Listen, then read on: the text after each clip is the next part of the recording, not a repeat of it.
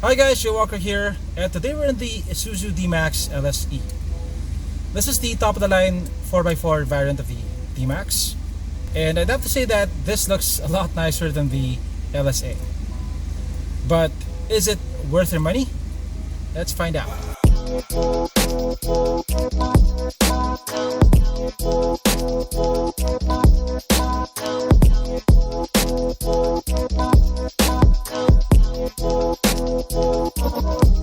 Okay, so this is the new DMAX LS E. Ang gwapo, di ba? So unlike the new Navara and the Ranger FX4, the DMAX is based on a new platform. It's not just a facelift or a new variant.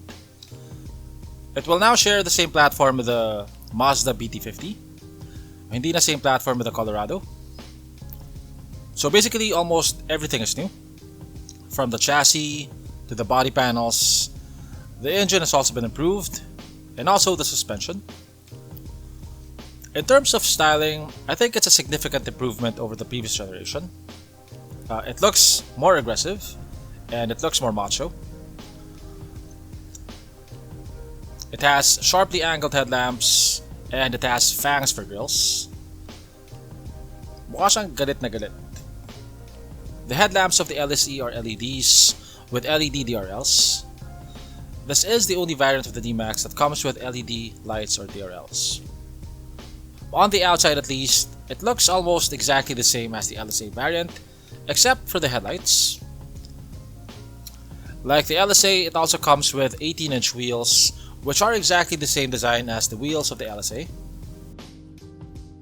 The LSE has a combination of LED and halogen taillights. Like the LSA, the LSE also has a body-colored rear bumper, and it has rear parking sensors. Unlike some of its top-of-the-line competitors like the Navara Pro 4X, the Ranger Wildtrak, and the Toyota Hilux Conquest, the DMAX LSE doesn't have tailgate assist. I think for most grown men it's not a major issue, but for kids, smaller adults, and smaller women, medyo mabigat yung tailgate. And I think it's an important factor if you have a family, especially if your wife will also be driving the pickup.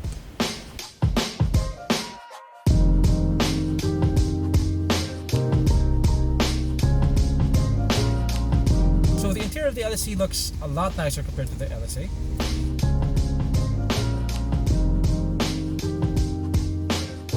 You got nicer materials all around. So you get a leather wrapped steering wheel for one, and it's very nicely padded. The dashboard is also leather wrapped, and you have white stitching on it. The sidings are leather wrapped, and also the armrests. You have leather seats, and the driver's seat is power adjustable. The passenger seat is manually adjustable. You have gloss black accents, you have aluminum accents. Everything just looks more premium here. You get dual zone climate control here. You get the same 10-inch screen. You also get a reverse camera, but like on the LSA, you don't get active guidelines. And you also get a push to start button. So like on the previous generation and like on the LSA, you also have dual glove boxes here. One at the top and one at the bottom. And you also get storage here at the top of the dashboard. Also, unlike on the LSA, the ceiling is covered in some sort of felt material, and it's black. So here at the second row you get two aircon vents, and you get one USB port. You got leather on the sidings and on the armrest.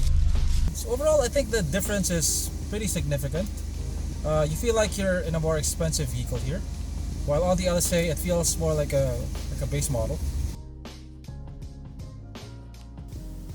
Okay, like the LSE will also be powered by Isuzu's 4JJ3 engine.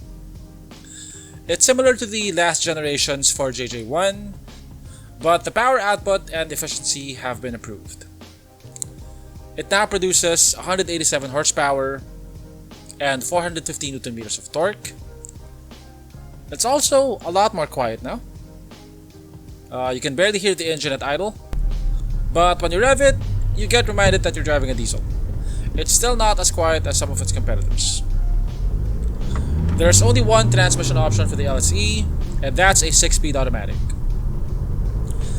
The LSE is a 4x4 model, and it gets a rear differential lock for better off-road performance. Features. If you think that this is a low-tech Tito pickup like the previous gen DMAX, you'd be mistaken.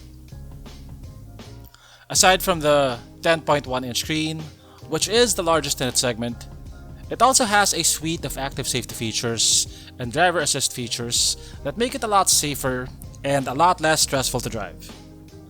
It has adaptive cruise control. So what that basically does is it makes the pickup automatically speed up or slow down depending on the speed of traffic ahead of you. As of the moment, only the Ranger Wildtrak and the Navara Pro 4X have adaptive cruise control in this segment. It has autonomous emergency braking, which automatically applies the brakes if you're about to hit something. It also has lane keep assist, it has blind spot monitoring, among others. So pag nasa highway ka, para na siyang may semi-autopilot. One minor issue is that the reverse camera doesn't have active guidelines, which is something that I would expect from a pickup at this price. But that's a minor issue. Overall, the DMAX LSE is one of the most techy pickups that you can buy right now. Compared to the Navara, the DMAX LSE is based on a new platform, while the Navara is just a facelift. So that's a point for the DMAX.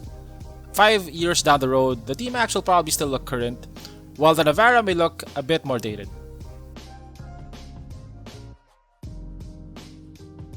In terms of features, they're almost evenly matched. Both have adaptive cruise, both have automatic emergency braking, but the Navara has a couple of advantages. It has a 360 camera, and it also has liftgate assist, so mas madaling buhatin ng liftgate. So the Navara wins this category.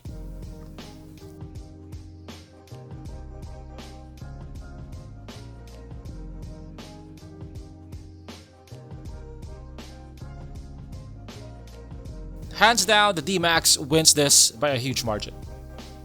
My biggest disappointment with the new Navara is the interior. Honestly, I never liked the dashboard of the previous Navara, and that was the one thing that I wish they changed on this facelift. Unfortunately, they didn't change the dashboard. Aside from looking bland, it's also a lot more plasticky. The dashboard of the DMAX LSE looks sleeker, it looks more modern, and it's made of higher quality materials. I think the DMAX LSE has the most luxurious interior in its class.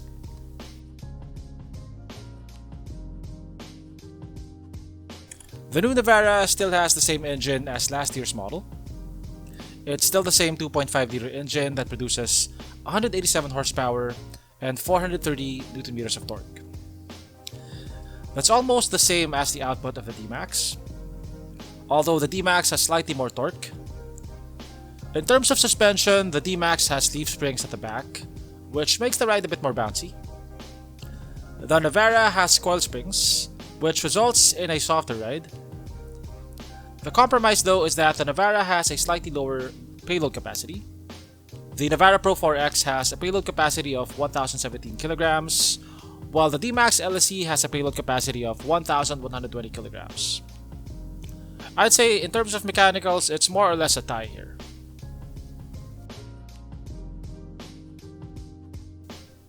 Overall, the DMAX LSE wins this head-to-head. The interior looks a lot better. Also, it's a newer truck overall. It lacks liftgate assist, but you can buy aftermarket options for that. The 360 camera though is something that you can't easily install, so if that's important to you, then you might want to consider the Navara Pro 4X. But if you feel like a 360 camera is something that you can live without, then I think the DMAX is a better buy.